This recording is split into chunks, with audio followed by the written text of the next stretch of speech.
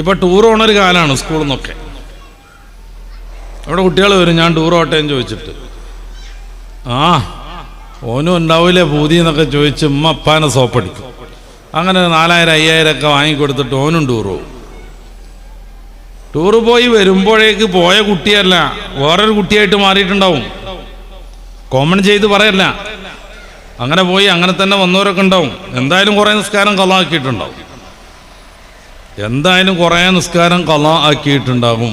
മദ്രസയിൽ ഉസ്താദന്മാരോടൊപ്പം സിയാറത്തിന് പോയതല്ല, ളുഹർ അസർ ജമ്മാക്കണം, അത് മസ്അലയും പറഞ്ഞു കൊടുത്തുകൊണ്ട് അവരെല്ലാ വക്തും നിസ്കരിപ്പിച്ച് കൊണ്ടുവരാൻ അതിൽ പ്രത്യേകിച്ച് താല്പര്യമുള്ളവർ കുറവായിരിക്കും. അങ്ങനെ കുറേ നിസ്കാരം ഖളാ ആക്കിയിട്ടുണ്ടാവും. അതൊരു വശത്ത്. ചില കുട്ടികൾ വരുമ്പോഴേക്ക് MDMA പോലെയുള്ള കഠിനമായ രാസമയക്കുമരുന്നുകളുടെ അഡിക്റ്റുകളായിട്ടുണ്ടാകും. നല്ലോണം ശ്രദ്ധിക്കാനാണ് ഞാൻ പറയണത്. മൗലവിമാർ പോലും ഈയിടെ പത്രത്തിലൊക്കെ വന്നത് ഒരു പള്ളിയിൽ ഉസ്താദിനെ MDMAയുമായി പിടിച്ചു എന്നാണ്. അയാൾക്കെതിരെ ഭയങ്കരമായി സോഷ്യൽ മീഡിയയിലെ പല ഗ്രൂപ്പുകളിലും ചർച്ച വന്നിരുന്നു. എനിക്ക് തോന്നിയത് സഹതാപാണ്. MDMAനെ കുറിച്ച് കുറച്ച് പഠിക്കാൻ കഴിഞ്ഞതുകൊണ്ട് എനിക്ക് സഹതാപം തോന്നി.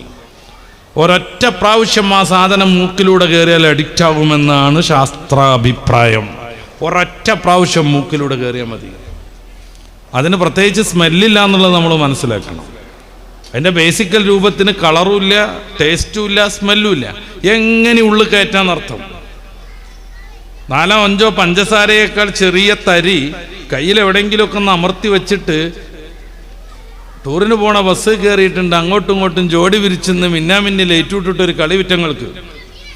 അതിൻ്റെ ഇടയിലൊന്നും കൂടെ ഒരതി മൂക്കിലൂടെ എടുത്തിട്ടുണ്ടെങ്കിൽ അവൻ്റെ കൈ യാദൃച്ഛികമായിട്ട് മൂക്ക് തട്ടിയെന്നേ കുട്ടി വിചാരിക്കുള്ളൂ. പക്ഷേ 24 മണിക്കൂർ കഴിയുമ്പോഴേക്ക് കുട്ടി വയലൻ്റ് ആവാൻ തുടങ്ങും, തല ചുമരിലിടിക്കും, ഭ്രാന്ത് പോലെ കാണും. ഈ സാധനം പിന്നെ കിട്ടിയിട്ടില്ല എന്നുണ്ടെങ്കിൽ ആ കുട്ടി തലയിടിച്ചിട്ട് ചുമരിൽ ഇടിച്ച് തല പൊട്ടിക്കും.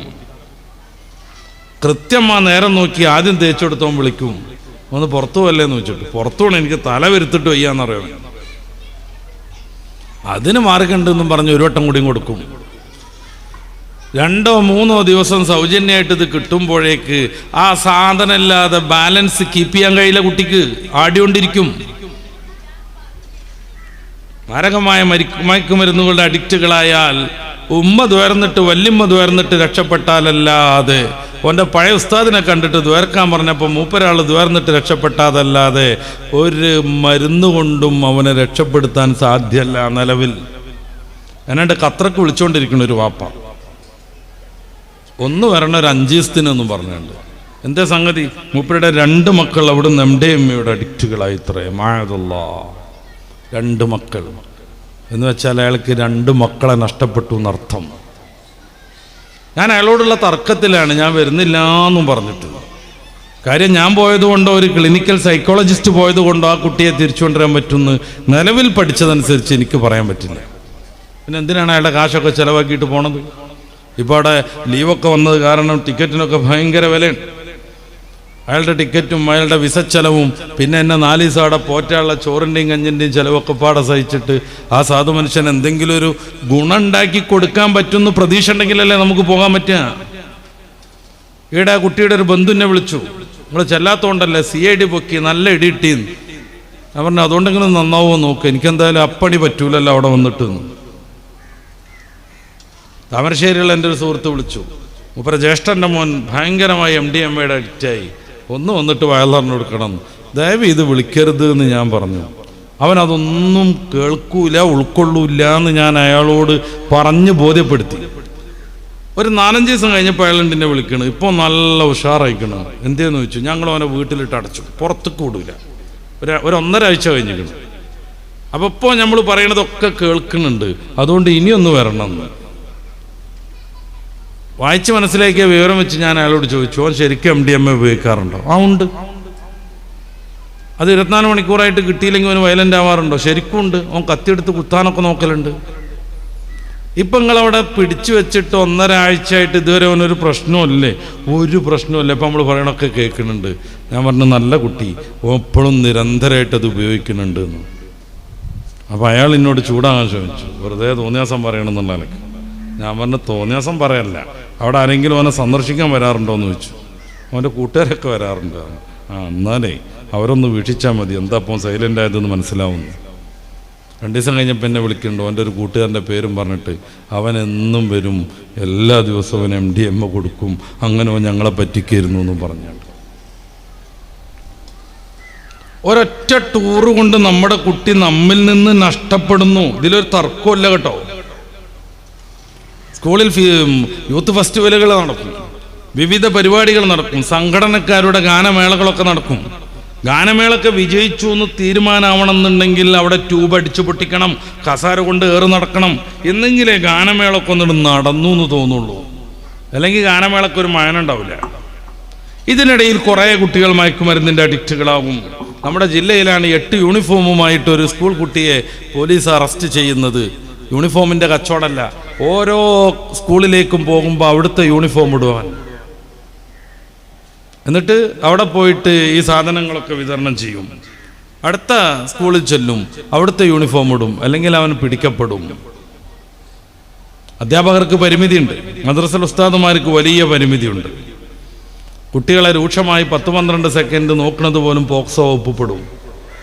ഏതെങ്കിലും ഒരു കുട്ടി 1098 ഫോൺ വിളിച്ചിട്ടുണ്ടെങ്കിൽ ആ അധ്യാപകൻ ചിലപ്പോൾ 60 കൊല്ലത്തിന് ജയിലിലാകും. 60 കൊല്ലോ 120 കൊല്ലോ ജയിലിലാവണതല്ല പ്രശ്നം.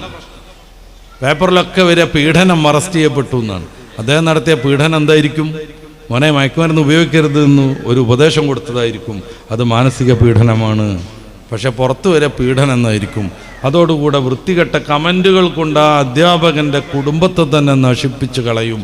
കഴിഞ്ഞ റമദാനിലാണ് 3 വയസ്സായ മദ്രസ ഉസ്താദുമാർ അറസ്റ്റിലായത്.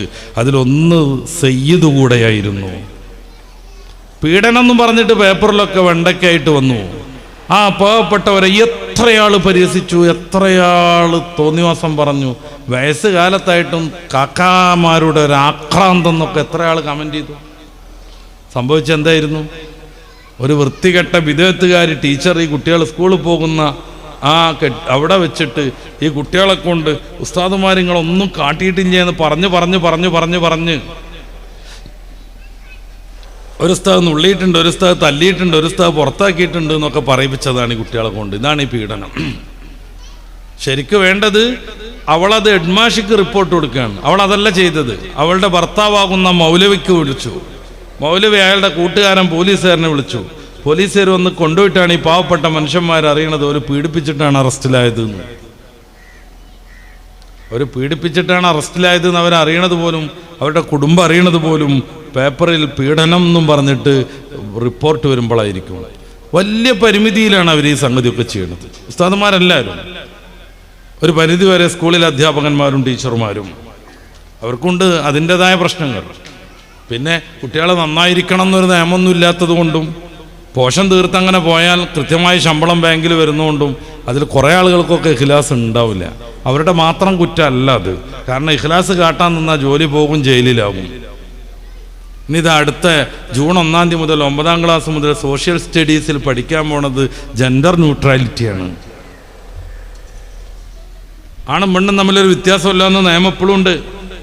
നമ്മളൊക്കെ മദ്രസയിലും സ്കൂളും പഠിച്ചിരുന്ന കാലത്ത് ആദ്യം നീലമഷിയിൽ ടീച്ചർ ആണുങ്ങളെ പേരൊക്കെ ഇടും ആചാർ ബുക്കിൽ, പിന്നെ ചോന്ന മഷിയിൽ പെണ്ണുങ്ങളെ പേര് എഴുതും. ഇപ്പം അങ്ങനെ ചെയ്തിട്ടുണ്ടെങ്കിൽ ടീച്ചറെ പോലീസ് അറസ്റ്റ് ചെയ്യും. ആൽഫാബറ്റിക് ഓർഡർ അനുസരിച്ച് എഴുതണം. അപ്പം ആതിര 1ാമത് വരും, അഹമ്മദ് 2ാമത് വരും, ബുഷറ 3ാമത് വരും, കൂര്യൻ 4ാമത് വരും. അങ്ങനെ കൃത്യമായിട്ട് ABCD അനുസരിച്ച് അങ്ങനെ എഴുതണം. ആണ് വേറെ പെണ്ണ് വേറെ എന്നുള്ള പരിപാടിയില്ല. ഇരിക്കേണ്ടത് പോലും മിങ്കിളായിട്ടാണ്. പക്ഷെ നമ്മളൊക്കെ ഇടക്കിടക്ക് ബഹളം വെക്കണോണ്ടും അതിനോത്രൊരു സമൂഹം പാകപ്പെടാത്തതുകൊണ്ടും തൽക്കാലം ഒരു അതിൽ നിർബന്ധം പിടിക്കണില്ല. ആണാണോ പെണ്ണാണോ എന്ന് 17-18 വയസ്സായിട്ട് കുട്ടി തീരുമാനിക്കാൻ പറ്റൂല. കുട്ടി തീരുമാനിക്കാൻ പറ്റൂല. MBBS കഴിഞ്ഞിട്ട് MD കഴിഞ്ഞിട്ട് ഗൈനക്കോളജിസ്റ്റായി വന്ന ഒരു ഡോക്ടർ ലേബർ റൂമിൻ്റെ വാതിലും തുറന്നിട്ട് അവരിങ്ങനെ ചിരിച്ചുകൊണ്ട് പറയും, എവിടെ ഫാത്തിമാൻ്റെ ആളുകൾ?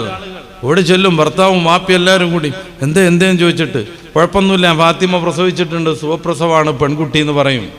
എങ്ങനെയാണ് ഈ ഡോക്ടർക്ക് ഇത് പെൺകുട്ടിയെന്ന് മനസ്സിലായത്?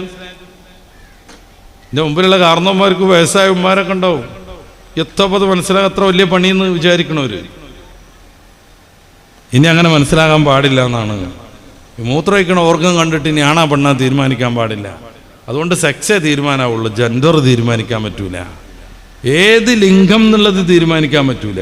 പുരുഷനാണോ പെണ്ണാണോ എന്നുള്ളത് തീരുമാനിക്കാൻ പറ്റൂല. അതിനി എന്ത് വേണം? കുട്ടികൾ ചിന്തിച്ച് പക്വതൊക്കെ ആയിട്ട് ഓരോരുത്തർ തീരുമാനിക്കണം. അപ്പോഴേക്ക് താടിയൊക്കെ ഒന്നുണ്ടാവും, മീശൊക്കെ ഒന്നുണ്ടാവും, എന്നാലും ആ കുട്ടിക്ക് തീരുമാനിക്കാം അവൻ പെണ്ണാണെന്ന്. അല്ലെങ്കിൽ ആണാണ് എന്ന് പെണ്ണായിട്ട് വളർന്നൊരു കുട്ടിക്ക് തീരുമാനിക്കാം. ഡ്രസ് കോഡിൽ വ്യത്യാസം പാടില്ല. രണ്ടുപേർക്കും ട്രൗസർ ഇടാം, രണ്ടുപേർക്കും ഒരേ പാൻസ് ഇടാം. ബാലുശ്ശേരി സ്കൂളിലൊക്കെ നടത്താൻ തുടങ്ങിയത് അതായിരുന്നു, യൂണിഫോം ഈക്വാലിറ്റി. രണ്ടാളും പാൻറ് ഇടുക, രണ്ടാളും കുപ്പായ ഇടുക. അപ്പോഴും ഈ പെൺകുട്ടികളെ പറ്റിക്കാണ്. ആണുങ്ങളുടേതായി അറിയപ്പെട്ട ആ ഒരു ഡ്രസ്സിലേക്ക് അവരെ ഇടിച്ച് കയറ്റുകയാണ്, അവരെ തോൽപ്പിക്കുകയാണ്. എന്തുകൊണ്ട് ചുരിദാറും അതിൻ്റെ സഹായം ഇടുന്ന സാധനവും ആണുങ്ങൾക്കും കൂടി നിർബന്ധമായിക്കൂടായിരുന്നു? എന്നാലും ഈക്വലാവുമല്ലോ. എന്തുകൊണ്ട് ആൺകുട്ടികളും ഇനി മുതൽ പാവാടയും ജമ്പറും ഒക്കെ ഇടണമെന്ന് പറഞ്ഞു? അപ്പോഴും ഈക്വലാവുമല്ലോ. ഈ പെൺകുട്ടികളെ പിന്നെയും പറ്റിക്കുകയാണ്, ആണുങ്ങളുടെ ഡ്രസ്സ് ഇടണമെന്ന് പറഞ്ഞിട്ട് ഇങ്ങോട്ട് നിർബന്ധിപ്പിച്ചാക്കുകയാണ്. അവരെഴുതുകയാണ്, കേരളത്തിലെ ചെറുപ്പക്കാർ ഈ ഹെറ്ററോനോർമാറ്റീവ് എന്ന് പറയുന്ന ജീവിത രീതി, ഒന്ന് ചാണായി വന്ന് ആണായി വളർന്ന് പെണ്ണായി ജനിച്ച് പെണ്ണായി വളർന്ന ഈ ഒരു ജീവിത രീതി കൊണ്ട് ഭയങ്കരമായി പ്രയാസപ്പെട്ട് ടെൻഷൻ അടിച്ച് നിൽക്കുകയാണ്. അവരതിൽ നിന്ന് മാറ്റിയിട്ട് ക്യൂർ ജീവിത രീതിയിലേക്ക് കൊണ്ടുപോകാനുള്ള ആദ്യത്തെ പടിയാണിത്. വിസ്തരിച്ച് പറയേണ്ടതാണ്, എനിക്ക് സമയത്തിന് പരിമിതിയുണ്ട്. എന്ന് വെച്ചാൽ ആണായിട്ടും പെണ്ണായിട്ടും വളരുന്നത് കൊണ്ട് വലിയ പ്രശ്നമുണ്ട്. കാരണം കല്യാണം കഴിക്കണം, പിന്നെ കുട്ടികളെ നോക്കണം, രോഗം വന്നാൽ ചികിത്സിക്കണം, ചെലവുണ്ടാക്കണം, വീടുണ്ടാക്കണം, അങ്ങനെ കുറേ പരിപാടിയില്ലേ. അത് വിചാരിച്ച് വിഷമിച്ച് നിൽക്കുന്ന കേരളത്തിലെ യുവസമൂഹത്തെ അതിൽ നിന്ന് മാറ്റിയിട്ട് തോന്നിയാസ ജീവിതം, ക്യൂർ എന്ന് പറഞ്ഞാൽ തന്നെ വിചിത്രം എന്നാണ് അതിൻ്റെ അർത്ഥം. വിചിത്ര ജീവിതത്തിലേക്ക് കൊണ്ടുവരാനുള്ള ഒന്നാമത്തെ സ്റ്റെപ്പാണിത് എന്നും പറഞ്ഞിട്ടാണ് യൂണിഫോം ഈക്വാലിറ്റി നടത്തിയത്. അപ്പൊ കുട്ടി ജനിക്കുന്നതോടുകൂടെ ആണാ പെണ്ണാ തീരുമാനിക്കാൻ പറ്റൂല. അത് നിയമം കേരളത്തിൽ ഔദ്യോഗികമായിട്ട് വന്നാൽ വാതിൽ തുറന്നിട്ട് പറയും, എവിടെ ഫാത്തിമാന്റെ ആളുകൾ എന്ന് ചോദിക്കും. അപ്പോൾ ഓടിച്ചെല്ലണ സമയത്ത് ഫാത്തിമ പ്രസവിച്ചു വിട്ടോ എന്ന് പറയും. ഏതാ കുട്ടി അറിയുമ്പോൾ ഷട്ടപ്പ് എന്നറിയും, ഡോക്ടർ മുണ്ടരുത് അറിയും. ഏതാ കുട്ടി? മുണ്ടരുത്. ഇനി എപ്പോഴത് ആണും പെണ്ണും തിരിയാന്നറിയാം നിങ്ങൾ? കുട്ടിക്ക് പ്രായമൊക്കെ ആയിട്ട് കുറച്ച് വലുതായിട്ട് ഓള് തീരുമാനിക്കണം. അതുവരെ ഈ സാധനം ആണാ പെണ്ണാ തീരുമാനിക്കാതെ ന്യൂട്രൽ ഇടണം. ഫസ്റ്റുക്കും സെക്കൻഡുക്കും റിവേഴ്സുക്കും ഒന്നും ഇടരുത്. ഇതിനാണ് ജെൻഡർ ന്യൂട്രാലിറ്റി എന്ന് പറഞ്ഞാൽ. ഈ പുസ്തകമാണ് പഠിപ്പിക്കാൻ പോണത് അടുത്ത ജൂൺ 1 മുതൽ സോഷ്യൽ സ്റ്റഡീസിൽ 9ാം ക്ലാസ്സിൽ. പ്രതിഷേധങ്ങളൊന്നും അവർക്ക് വലിയ വിഷയമൊന്നുമല്ല, കരുതിയത് നടപ്പിലാക്കും. താന്തോന്നികളായൊരു തലമുറയെ സൃഷ്ടിച്ചുകൊണ്ടിരിക്കും. മുത്തല്ലിമായി പോയ കുട്ടി പോലും ഇപ്പോ ഷിഖ എന്നും പറഞ്ഞ് ഇങ്ങനെ ട്രാൻസ് വുമണായിട്ട് നടക്കുന്നുണ്ട്. ആ കുട്ടിയുടെ പഴയ പേര് സൽമാനുൽ ഫാരിസ് എന്നാണ്. ദർസിലോതിയ കുട്ടിയാണ്. ഞാൻ നേരത്തെ പറഞ്ഞു, ഇത്തരം തോന്നിയാസങ്ങളിൽ നിന്ന് നമ്മുടെ മക്കളെ സംരക്ഷിക്കാനുള്ള ഏറ്റവും സുതാര്യമായ സാധ്യത മൗലികറ്റികളാക്കുക എന്നാണ്. അവിടെ പോലും ലിബറലിസം കയറി മറിയുന്നു. സൽമാനുൽ ഫാരിസിനെ തട്ടിക്കൊണ്ടുപോകാന്ന് പറഞ്ഞാൽ ഈ മുത്താലിം ജീവിതത്തിൽ നിന്ന് അവനെ പറിച്ചിട്ട് ഇപ്പോൾ വലിയൊരു പെമ്പർന്നോളായിട്ട് മൂപ്പരിങ്ങനെ ഇൻ്റർവ്യൂ നടത്തിക്കൊണ്ടിരിക്കുന്നത്. 10 ഉസ്താദുമാരെത്തുനിന്ന് പഠിച്ചുക്കണമല്ലോ. എന്തോ ഒരു മഹത്വം. സനദൊക്കെ നിങ്ങൾ 10 ആളുടെ സനദാണ് അവന് മുത്തസിലാക്കാൻ പോണത്. എന്നിട്ട് എന്ത് പറ്റി? ഇപ്പോൾ വലിയൊരു പെണ്ണായിട്ട് സാരിയൊക്കെ എടുത്തിട്ട് എല്ലാവരെയും കുറ്റം പറഞ്ഞുകൊണ്ട് അവളുടെ വീഡിയോ കിട്ടും. ഇത് ആകെ അവിടെ നടപ്പിലാവണം എന്നാണ് പറയണത്.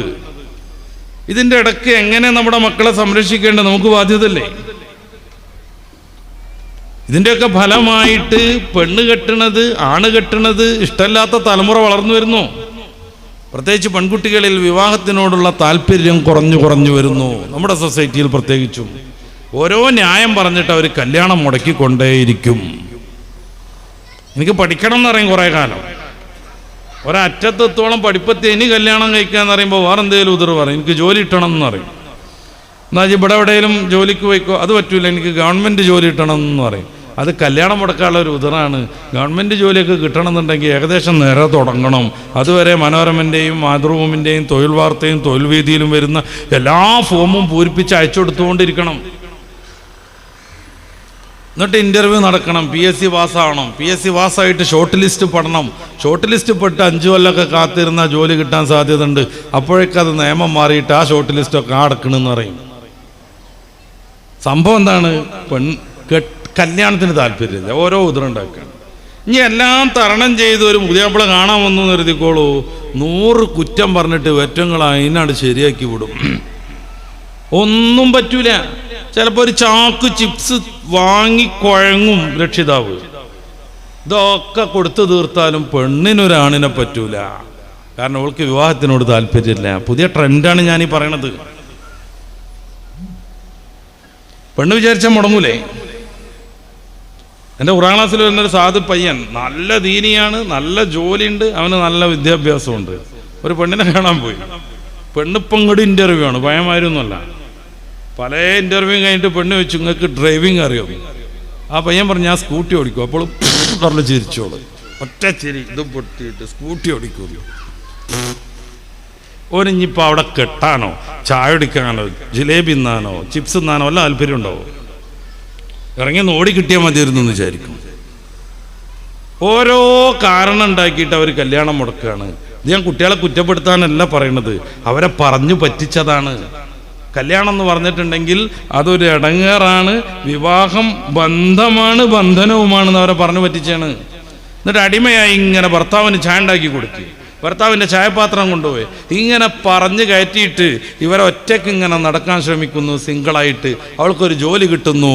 ആ ജോലി കിട്ടിക്കഴിഞ്ഞാൽ പിന്നെ ചെയ്യാൻ പോണത് എന്താണ്? മാനേജർക്ക് ചായ ഉണ്ടാക്കി കൊടുക്കണ്, മൂപ്പര വാഴക്കത്തോല് പെറുക്കി കൊണ്ടുവരണ്, അത് കഴുകി വെക്കണ്. അത് സ്വാതന്ത്ര്യത്തിൻ്റെ ലക്ഷണമാണ്. സ്വന്തം ഭർത്താവിനൊരു ഗ്ലാസ് ചായ ഉണ്ടാക്കി കൊടുത്ത പാരതന്ത്രമായിപ്പോയി. ഇങ്ങനെ പറഞ്ഞു പറ്റിച്ചതാണ് ഈറ്റങ്ങളെ. മാന്യമായ ഡ്രസ്സ് ഇട്ടാൽ അത് ഭയങ്കരമായ പ്രശ്നം. ഇപ്പം ചെറുപ്പം മുതൽ പർദ്ദ ഈ നിക്കാബൊക്കെ തൂക്കി നടക്കണ മുസ്ലിം പെൺകുട്ടിക്ക് ആ പർദ്ദ കൊണ്ട് ഒരു ഉപദ്രവം ഉണ്ടായിട്ടില്ല. ഇത് കാണണ കുറേ തുണി വെച്ചിട്ട് നടക്കണ പെണ്ണുങ്ങൾക്ക് ഭയങ്കര ചൂടും പോകും. മീറ്റുകൾ പർദ്ദ ഇട്ടാൽ അവിടെ ഭയങ്കര ചൂട്. ചൂടത്ത് എന്നറിയും. ഇതുവരെ ഇതിട്ട് നടന്നിട്ട് പെൺകുട്ടികൾക്ക് എന്തെങ്കിലും തകരാറുണ്ടായിട്ടുണ്ടോ? ഇല്ലേ, സേഫ് ആയതല്ലേ ആണ്. ഇപ്പോൾ ഓസോൺ പാളിയിലൊക്കെ വലിയ ഓട്ടം വന്നിട്ട് അതിലൂടെ അൾട്രാ വയലറ്റ് രശ്മി ഒന്നിച്ചിറങ്ങുകയാണെന്നാണ്. ആ തട്ടിനോടത്തൊക്കെ തൊലി രോഗങ്ങൾ ഉണ്ടാവുന്നതാണ്, ക്യാൻസർ വരെ ഉണ്ടാവുന്നതാണ്. പെൺകുട്ടികളുടെ ശരീരം ഇത്തിരി മൃദുവാണ്, തോലും അവരുടെ ശരീരഭാഗങ്ങളെല്ലാം. ഈ മൃദുവായ ശരീരഭാഗത്തിൽ അൾട്രാ വയലറ്റ് രശ്മി നേരിട്ട് തട്ടാതിരിക്കാൻ ആകെ മൂടിക്കിടന്നാൽ എന്താ പ്രശ്നം? പക്ഷെ അവർക്കല്ല, ഇത് കാണുന്ന കുറേ ട്രൗസർ മാത്രം ഇട്ട് നടക്കുന്ന പെണ്ണുങ്ങൾക്ക് ഭയങ്കരമായ ചൂടും പുകയും. അങ്ങനെ തന്നെയാണല്ലോ യുക്തിവാദികളുടെ നേതാവ് സി രവിചന്ദ്രൻ ഈയിടെ ഒരു വേദിയിൽ വെച്ച് പറഞ്ഞത്, ഈ ഖിത്താൻ കഴിക്കൽ, സുന്നത്ത് കഴിക്കൽ ഭയങ്കര പെയിൻഫുൾ ആണെന്നാണ്. മൂപ്പരാൾ 10 വട്ടം കഴിച്ചതുപോലെ ഉണ്ട് വർത്താനം കേട്ടാ. ഭയങ്കര വേദനയാണ്. ഓട് പറയണത് കേട്ടിട്ട് ചുണ്ടൊക്കെ കൊണ്ട് ചുളിച്ച് വേദനൻ്റെ ഉക്കൊണ്ടേ. വൈദ്യശാസ്ത്രം തീരെ വികസിക്കാത്ത കാലത്ത് നാട്ടിലുള്ള ഏതോ ഒരു സാധു മനുഷ്യൻ വന്നിട്ട് വളരെ സിമ്പിളായിട്ട് ചെയ്തു പോയിരുന്നൊരു കാര്യമാണിത്. ഇത് കഴിച്ച ഈ സദസ്സിലുള്ള ആർക്കും അതിൻ്റെ വേദന കൊണ്ട് വിഷമമൊന്നുമില്ല.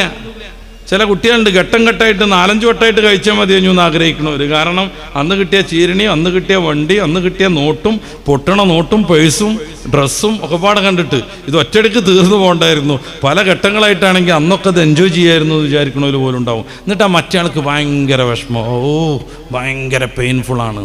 ഇയാൾ ആരാന്ന് നോക്കണം. പെണ്ണാവാൻ വേണ്ടി ആ സംഗതിയൊക്കെ ഉടലോടെ മാന്തി കളയുന്നതിനെ പ്രോത്സാഹിപ്പിക്കുന്നവരാണ്. അതാ പ്രശ്നം. പെണ്ണാവാനെന്ന് കൊതിച്ച് നടന്നിട്ടേ സിലിക്കൺ കുത്തിവെച്ച് അവിടെ ഇവിടെയൊക്കെ പൊക്കിയിട്ടേ ലാസ്റ്റ് ഇത് മുറിച്ച് കളയണ ഒരു ഘട്ടമുണ്ട്. നിങ്ങൾ യൂട്യൂബ് ചെയ്ത് നോക്കുക, ഇംഗ്ലീഷിലും അറബിയിലൊക്കെ ഉണ്ട് അതിൻ്റെ വീഡിയോസ്. എത്ര മാരകം! 10-12 മേജർ സർജറി നടത്തണം. അത് കഴിഞ്ഞിട്ട് രൂപം ഉണ്ടാക്കാനും മറ്റും 1-ലധികം പ്ലാസ്റ്റിക് സർജറി നടത്തണം. 1-1.5-2 വർഷം മുന്നേ ഹോർമോൺ ട്രീറ്റ്മെൻറ്റ് നടത്തണം, കുത്തിവെക്കണം. ജീവിതകാലം മുഴുവനും ഈ ഹോർമോൺ ട്രീറ്റ്മെൻറ്റ് തുടരണം. ഭയങ്കര സാമ്പത്തിക ബാധ്യത, വലിയ വേദന, വിവിധങ്ങളായ പ്രശ്നങ്ങൾ. ഇതെല്ലാം ഉണ്ടായിട്ടും ആണിന് പെണ്ണായിക്കോളൂ, പെണ്ണാണായിക്കോളൂ എന്ന് പറഞ്ഞ് ഈ LGBTQIA+ നന്നായിട്ട് പ്രോത്സാഹിപ്പിക്കുന്നവരാണ് അതിൻ്റെ തുമ്പത്ത് ഇത്തിരി മുറിക്കുമ്പോൾ ഭയങ്കര പെയിൻഫുൾ എന്ന് പറഞ്ഞുകൊണ്ടിരിക്കുന്നത്. ഇതിൽ വീണതാണ് നമ്മുടെ യുവാക്കളെ മാത്രമൊന്നും ഞാൻ പറയണില്ല, അതിൻ്റെ മേലുള്ളവരും. നമ്മുടെ യുവതികൾ ഫെമിനിസ്റ്റൊക്കെ മുന്നോട്ട് വെച്ച സിദ്ധാന്തം അതായിരുന്നു. പെണ്ണുങ്ങൾ പീഡിപ്പിക്കപ്പെടുന്നു, അതിനൊരു മോചനം വേണം. ലോകത്ത് പെണ്ണുങ്ങൾ പീഡിപ്പിക്കപ്പെടുന്നുണ്ടെന്നുണ്ടെങ്കിൽ അവരുടെയൊക്കെ മോചനത്തിന് വേണ്ടി ഏറ്റവും മുന്നിൽ നിൽക്കുന്ന ആദർശമാണ് ഇസ്ലാം. ജീവിക്കാൻ അവകാശമില്ലാത്ത പെൺകുട്ടികൾക്ക് ജീവൻ നേടിക്കൊടുത്തത് ഹബീബായ മുഹമ്മദ് റസൂലുള്ളാഹി തങ്ങളാണ്. സൂറത്തു തക്വീറിന്റെ ഫസ്റ്റ് തന്നെ നമുക്ക് കാണാൻ പറ്റും. കൊല ചെയ്യപ്പെട്ട പെൺകുട്ടികളോട് ചോദിക്കും, എന്തൊരു കാര്യത്തിനാണ് നിങ്ങളെ കൊന്നതെന്ന്. ആ കൊലയാളികൾക്ക് കൃത്യമായ പണിഷ്മെന്റ് നൽകും. ക്രിസ്ത്യാനി പെണ്ണുങ്ങൾക്ക് ഈ അടുത്ത് കോടതി വ്യവഹാരങ്ങൾ മുഖേനയാണ് പിതാവിൻ്റെയും മാതാവിൻ്റെയും സ്വത്തിൽ അവകാശം ഉണ്ടായത്. മുസ്ലിം പെൺകുട്ടികൾക്ക് പിതാവിൻ്റെയും മാതാവിൻ്റെയും സ്വത്തിൽ അനന്തരാവകാശം നൽകിയത് മുത്ത് റസൂൽ സല്ലല്ലാഹു അലൈഹി വസല്ലമ തങ്ങളാണ്. അപ്പോൾ ഓൽക്ക് പൗതിയല്ലേ ഉള്ളൂ എന്നായിരിക്കും അടുത്ത ചോദ്യം. 4 മാത്രമാണ് പെണ്ണിന് പകുതി ഉള്ളത്. 34 ടൈപ്പാണ് ആണും പെണ്ണും വരുന്നതുള്ളത് നമ്മുടെ ഫറായിലിൽ. 4 മാത്രമാണ് പെണ്ണിന് ആണിനേക്കാൾ പൗതി ഉള്ളത്. 12 ആണിനേക്കാൾ പെണ്ണിനാണ് കൂടുതൽ. 10-11 രണ്ടുപേരും ഈക്വലാണ്. എന്തിനാണ് പെണ്ണിന് പകുതി എന്നുള്ളതിൻ്റെ ദാർശനിക ചർച്ചയിലേക്കൊന്നും ഞാൻ തൽക്കാലം പോണില്ല. പെണ്ണിനെന്തെങ്കിലും പ്രയാസം ഉണ്ടെങ്കിൽ അത് ഏറ്റവും ഊർജ്ജസ്വലതയോടുകൂടെ പരിഹരിക്കാൻ ശ്രമിക്കുന്ന മതം ദർശനമാണ് പരിശുദ്ധ ഇസ്ലാം. പെണ്ണത്ര മോശക്കാരിയൊന്നുമല്ല. പെണ്ണിന് വലിയ മഹത്വം കൊടുക്കുന്ന മതം. പെണ്ണിന്റെ ശാരീരികാവസ്ഥ പരിഗണിച്ചുകൊണ്ട് അവൾക്കൊപ്പം നിൽക്കുന്ന പരിശുദ്ധ മതം. എന്നിട്ടാണ് ഈ പെണ്ണിന് ഭയങ്കരമായ പീഡനാണ് കുടുംബജീവിതം എന്ന് പറഞ്ഞുണ്ടാക്കുന്നത്. പെണ്ണിന് പീഡനാണ് എന്നുണ്ടെങ്കിൽ അതിനെ സപ്പോർട്ട് ചെയ്യാൻ മുന്നിൽ ഇസ്ലാം ഉണ്ടാവും.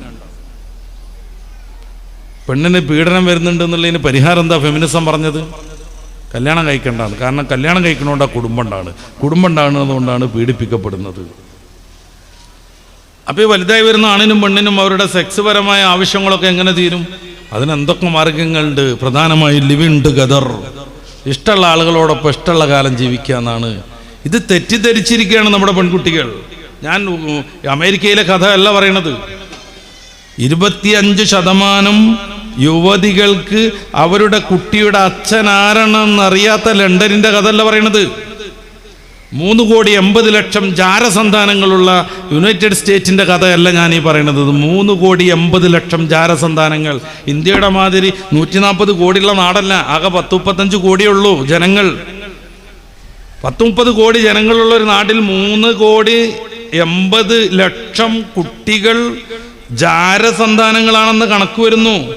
ഇവരുണ്ടാക്കുന്ന സാമൂഹിക പ്രശ്നങ്ങളെ കുറിച്ച് പുസ്തകം വരുന്നു. ഫാദർലെസ് അമേരിക്ക, വളരെ പ്രസിദ്ധമായ പുസ്തകമാണ്, ബെസ്റ്റ് സെല്ലറായിരുന്നു. ആ നാട്ടിന്റെ കഥ അല്ല ഞാൻ പറയണത്. നമ്മുടെയൊക്കെ നാടുകളിലും അത്തരം വികാരങ്ങൾ ഉണ്ടാകുന്നു. പെൺകുട്ടികൾ അതിന് അഡിക്റ്റുകളാകുന്നു. ആരാ കുടുംബം എന്ന് പറഞ്ഞാൽ പീഡന എന്ന് പറഞ്ഞത്? ആരാണ് പറഞ്ഞത്? നമ്മളെ പറഞ്ഞ് പറ്റിക്കുന്ന കുറേ സംഗതികളുണ്ട്. അതിലൊക്കെ അകപ്പെട്ടുകൊണ്ടിരിക്കുന്നു നമ്മൾ. അതുകൊണ്ട് കുറേ പെൺകുട്ടികളാണ് മൂല്യർട്ടിയാളെ മുടക്കിക്കൊണ്ടിരിക്കുന്നത്. എന്തിനാ ഞോനെയും കൂടി മൂല്യർട്ടിയാക്കണെന്ന് ചോദിക്കുകയാണ് പെങ്ങള്. ചിലപ്പോൾ അവൾക്ക് ഓനെ കാണാൻ കണ്ടിരിക്കാൻ മോഹം ഉണ്ടാകും. അവളുണ്ടെങ്കിൽ അവൾക്ക് ആവശ്യമായ കുറേ സംഗതികൾ കടയിൽ നിന്ന് വാങ്ങിച്ചു കൊടുക്കാൻ അവൾക്ക് സ്വകാര്യമായിട്ട് അവനെ ഉപയോഗിക്കാൻ പറ്റുന്നുണ്ടാവും. അവൾ ഉപയോഗിക്കേണ്ട പല സ്വകാര്യ സംഗതികളുണ്ട്. ഒരു ശരാശരി വീട്ടിലെ വലിയ പണമൊന്നുമില്ലാത്ത വീട്ടിലെ കുട്ടി പോലും പുറത്തിറങ്ങി പോണെങ്കിൽ 6 സാധനം തേക്കണം അവളെ മുഖത്തും അവിടെ ഇവിടെയൊക്കെ ആയിട്ട്.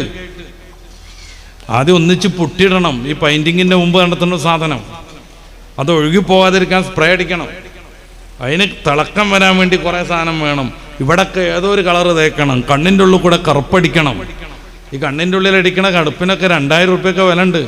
അതുകൊണ്ടാണ് പെൺകുട്ടികളെ കരയിപ്പിക്കരുത്. അവരുടെ കണ്ണുനീരിന് വലിയ വില ഉണ്ട് എന്ന് പറയുന്നത് അതുകൊണ്ടുകൂടെയാണ്. പെൺകുട്ടികളെ കരയിപ്പിക്കാൻ പാടില്ല, പെണ്ണുങ്ങളെ കരയിപ്പിക്കാൻ പാടില്ല. അവരെ കണ്ണുനീരിന് വലിയ വില ഉണ്ട് എന്ന് പറയുന്നത് അതുകൊണ്ട് കൂടെയാണ്.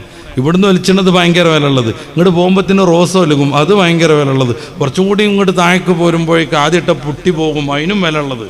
പെൺകുട്ടികളെ കണ്ണീരിച്ചിട്ടുണ്ടെങ്കിൽ ഭയങ്കര വിലയാണ്. ഇത് സ്വകാര്യമായിട്ട് കൊണ്ടുവരണമെങ്കിൽ ഓളെ അനുജൻ കുട്ടി അവിടെ വേണം. അപ്പോൾ ഓനെ മൂലയിരട്ടിയാക്കണീന് ഓളിങ്ങനെ ചെയ്ത്താനായി നിൽക്കും. ഉസ്താദിൻ്റെ മക്കൾ മൂല്യരാവാൻ സ്വാഭാവികമായിട്ട് ടെൻഡൻസി കാണിക്കും. അപ്പോൾ എതിർക്കാൻ വേണ്ടിയിട്ട് അയലോക്കത്തു നിന്ന് ആരെങ്കിലും വരും. നിങ്ങളെ മൂല്യരാ ഇപ്പോൾ കണ്ടില്ലേ, എന്ത് കണ്ടു? ഒരു കുഴപ്പമില്ല. ഒരു കുഴപ്പമില്ല. ഇങ്ങനെയുള്ള എല്ലാ ശൈത്താന്മാരും ശല്യപ്പെടുത്തിക്കൊണ്ടിരിക്കുമ്പോൾ ദറസിനെ സ്നേഹിച്ച് ഒരുമിച്ച് കൂടുന്നതാണ് നമ്മൾ. ഞാൻ എൻ്റെ പ്രസംഗം അവസാനിപ്പിക്കാൻ പോവാണ്. കുറേ കാര്യങ്ങൾ സംസാരിക്കാനുണ്ട്. ഒറ്റ കാര്യം ഗൗരവത്തിൽ നേരത്തെ പറഞ്ഞത് ആവർത്തിച്ച് ഓർമ്മപ്പെടുത്തുകയാണ്. മദ്രസയിലുള്ള നമ്മുടെ കുട്ടികൾ എന്താ പഠിക്കണേ, അത് ജീവിതത്തിൽ കൊണ്ടുവരാനുള്ള സംവിധാനം വീട്ടിലെങ്കിലും വേണം. 1 മണിക്കൂർ മൊബൈൽ ഫോണുമായുള്ള നമ്മുടെ മക്കളുടെ ബന്ധം പതിയെ മുറിച്ചു കൊണ്ടുവരണം. പതിയെ വലിയ സുഖമാണ് ഉമ്മാർക്ക്. എന്ത് ജോലിയും ചെയ്ത് പോരാ, അപ്പോഴേക്ക് കുട്ടിക്ക് എന്തെങ്കിലും ഒരു മൊബൈൽ ഫോണിൽ ഒരു ഗെയിം ഇട്ട് കൊടുത്താൽ മതി. 2 വയസ്സുള്ള കുട്ടിയും 3 വയസ്സുള്ള കുട്ടിയും 2 മണിക്കൂറോ 4 മണിക്കൂറോ വെള്ളം കുടിച്ചില്ലെങ്കിലും ഭക്ഷണം കഴിച്ചില്ലെങ്കിലും അയിമ ഇരുന്നോളും. പക്ഷേ കുട്ടിയുടെ ആരോഗ്യം നശിക്കുന്നു, കണ്ണ് നശിക്കുന്നു, തലച്ചോറ് നശിക്കുന്നു, തലച്ചോറിൻ്റെ വളർച്ച മുരടിക്കുന്നു. 13 വയസ്സ് വരെ നമ്മുടെ മനുഷ്യക്കുട്ടിയുടെ തലച്ചോറ് വികസിച്ചുകൊണ്ടേയിരിക്കും. ജനിക്കുന്ന സമയത്ത് മാതാവിൻ്റെയും പിതാവിൻ്റെയും തലച്ചോറിൻ്റെ 1% പോലും വികാസം മനുഷ്യക്കുട്ടിക്കില്ല. മറ്റുള്ളവർക്കൊക്കെ 80% വികാസമുണ്ട്. അതുകൊണ്ടാണ് ആടുംകുട്ടി പ്രസവിച്ച് മണിക്കൂർ കഴിയുമ്പോഴേക്കും മെല്ലെ എഴുന്നേറ്റ് ഉമ്മയാടിൻ്റെ പാല് കുടിക്കണത്, പിറ്റേന്ന് കുഞ്ഞു പുല്ലുകളൊക്കെ തിന്നു തുടങ്ങണത്, അന്ന് വൈകിട്ട് തന്നെ നമ്മുടെ മക്കളോടൊപ്പം ഓടിക്കളിക്കാൻ മുന്നിൽ നിൽക്കുന്നത്. മനുഷ്യക്കുട്ടി അങ്ങനല്ല. മനുഷ്യക്കുട്ടി അങ്ങനെയല്ല. ഒരു ജനിച്ച കുട്ടിയെ ഉമ്മ സംരക്ഷിക്കണില്ലെങ്കിൽ കുട്ടി മരിച്ചു പോവും. 2 വയസ്സ് വരെ പാൽ കൊടുത്തൊരു ഉമ്മ ഇനി നീ അതിൻ്റെ പാടായി എന്നും പറഞ്ഞ് അവഗണിച്ചാൽ ആ കുട്ടി മരിച്ചു പോവും. അതിന് ജീവിക്കാൻ കഴിയില്ല. വല്യമ്മ നോക്കൂലേ എന്ന് പറയരുത്. ആരെങ്കിലും ഒരാൾ നോക്കാതെ അതിന് ജീവിക്കാൻ കഴിയില്ല. എന്തുകൊണ്ടാണിത്? മനുഷ്യക്കുട്ടിയുടെ തലച്ചോറ് പൂർണ്ണമായി വികസിക്കുന്നത് ടീനേജിലേക്ക് എത്തുമ്പോഴാണ്, 13-ാം വയസ്സിലേക്ക് എത്തുമ്പോഴാണ്. എന്തിനാ അല്ലാഹു തആല മനുഷ്യനെ അങ്ങനെ ആക്കിയത്? കുടുംബജീവിതം നിലനിൽക്കണമെന്ന് കരുതിയിട്ട്. സൂറത്തുർ റൂമിൻ്റെ 20 മുതൽ 25 വരെയുള്ള 6 ആയത്തുകൾ തുടങ്ങുന്നത് ഒമിന്നായാത്തിഹി എന്നും പറഞ്ഞിട്ടാണ്. ഖുർആനിൽ 6 ആയത്ത് ഒരുപോലെ തുടങ്ങുന്നത് അവിടെ മാത്രമേ ഉള്ളൂ. അതിൽ രണ്ടാമത്തെ ഒമിന്നായാത്തിഹി എന്താണെന്നറിയോ? നമുക്ക് നമ്മളിൽ നിന്ന് ഇണകളെ പടച്ചു തന്നത് റബ്ബിൻ്റെ വലിയ ദൃഷ്ടാന്തമാകുന്നു. എന്താ നമുക്ക് നമ്മളിൽ നിന്ന് ഇണകൾ? മറ്റു ജന്തുക്കൾക്കും അങ്ങനെയാണ്. പൂച്ചൻ്റെ ഇണ പൂച്ച തന്നെയാണ്, പട്ടിയുടെ ഇണ പട്ടി തന്നെയാണ്. പിന്നെന്താ നമുക്ക് മാത്രം പ്രത്യേകത? മാതാവും കുട്ടിയും തമ്മിൽ അഭേദ്യമായ ബന്ധമുണ്ട്. ഈ മാതാവ് ആവണം കുട്ടിയെ സംരക്ഷിച്ചു വളർത്തേണ്ടത്. മാതാവിൻ്റെ സാന്നിധ്യം കുട്ടിക്ക് എപ്പോഴും ആവശ്യമുണ്ട്. അതുകൊണ്ട് മാതാവ് വീട്ടിലിരിക്കണം, കുട്ടിയെ നോക്കണം, സംരക്ഷിക്കണം. നിങ്ങൾക്ക് പറ്റൂലെന്ന് ചിലപ്പോൾ ഒരു ഫെമിനിസ്റ്റിക്ക് ചോദിക്കുക. വേണമെങ്കിൽ നമ്മൾ അതിന് തയ്യാറാവുകയൊക്കെ ചെയ്യും. പക്ഷെ ആ കുട്ടിയുടെ പൂർണ്ണമായ സന്തോഷത്തിൽ ആ കുട്ടിയെ കൊണ്ടുനടക്കാൻ പിതാവിന് കഴിഞ്ഞെന്ന് വരൂല. പിതാവിന് പാലെടുക്കാൻ കഴിയില്ല, പിതാവിന് താരാട്ട് കെട്ടാൻ കഴിയില്ല. നമ്മളൊക്കെ എങ്ങാനും ഉറക്കത്തിലൊക്കെ പെട്ടെന്ന് എണീറ്റ് ഒരു കുട്ടീനെ എടുത്തിട്ട് തോളത്തൊക്കെ ഇട്ട് ചെസ്റ്റിലൊക്കെ ഇട്ടൊന്നിങ്ങനെ ഒരതിയിട്ടുണ്ടെങ്കിൽ മെല്ലെ കരഞ്ഞിന്ന് കുട്ടി പിന്നെ ആർത്ത് കരയാൻ തുടങ്ങും. അവരുടെ ഭാഷ പോലും നമുക്കറിയില്ല. കുട്ടികളോട് പറയേണ്ട ഒരു പ്രത്യേക ഭാഷ ഉണ്ട്. നിന്റെ പേരെന്തെന്ന് ചോദിച്ചപ്പോൾ മുഖത്ത് നോക്കും, തുറപ്പിച്ച് നോക്കും, പിന്നെ കരയും ചെയ്യും. ഈ ഉമ്മാര് പേര് ചോദിക്കുന്ന ഒരു പ്രത്യേക ലാംഗ്വേജ് ഉണ്ട്. അതിന് എഴുത്തുണ്ടെന്നൊന്നും എനിക്കറിയില്ല. അത് അവർക്കേ സാധ്യമുള്ളൂ. അതുകൊണ്ട് മാതാവ് കുഞ്ഞിൻ്റെ സംരക്ഷണവുമായി വീട്ടിലിരിക്കണം. മാതാവ് വീട്ടിലിരിക്കുമ്പോൾ അവരുടെ കാര്യം നോക്കാൻ ഭർത്താവാകുന്ന തുണ വേണം. ഭർത്താവ് എന്ന് മലയാളവും സംസ്കൃതവും ഒക്കെയാണ്. അറബിയിൽ അങ്ങനെ ഒരു പ്രത്യേകതയേ ഇല്ല, അങ്ങനെ ഒരു പദമേ ഇല്ല. രണ്ടുപേരെയും കുറിക്കാൻ ഒരേ പദം, സൗജ്, ഇണ, തുണ. ഭാഷാപരമായ വ്യത്യാസം വരാൻ ഒരു താവ് ചേർക്കും, സൗജത്ത്. ഇണ, തുണ എന്നല്ലാതെ ഭർത്താവ് എന്ന് പറഞ്ഞാൽ ഭരിക്കുന്നവൻ എന്ന് സംസ്കൃതത്തിൽ, ഭാര്യ എന്ന് പറഞ്ഞാൽ ഭരിക്കപ്പെടുന്നവൾ, അങ്ങനെ ഒരു പ്രയോഗം പോലും നമ്മുടെ ഭാഷയിലില്ല. അപ്പൊ ഏറ്റവും സ്നേഹിച്ച് സഹകരിച്ച് എല്ലാം ത്യജിച്ച് ഈ പെണ്ണിനും മോനും മോൾക്കും വേണ്ടി ജീവിക്കുന്ന ഒരാൾ കൂടെ വേണം. ആ രണ്ടുപേരും മനോഹരമായി ജീവിതത്തെ മുന്നോട്ട് കൊണ്ടുപോകണം. പൂമുഖവാതിൽക്കൽ സ്നേഹം തുറന്നുകൊണ്ട് വിരിച്ചുകൊണ്ട് വിതറിക്കൊണ്ട് ഭാര്യയുണ്ടാകണം. സൂര്യനായി തഴുകി ഉണർത്താൻ അച്ഛനുണ്ടാകണം, വാപ്പയുണ്ടാകണം. ഈ ഒരു സമഞ്ജസമായ സംവിധാനം ഇത് മനുഷ്യന് അത്യാവശ്യമാണ്. അതുകൊണ്ട് മനുഷ്യക്കുട്ടിക്ക് ജനിക്കുമ്പോൾ തന്നെ ആട്ടിൻകുട്ടിയുടെ ബുദ്ധി ഉണ്ടാകാൻ പാടില്ല. പതിയെ പതിയെ പതിയെ അവൻ വളർന്നു വരണം, ബുദ്ധി വികസിച്ചു വരണം.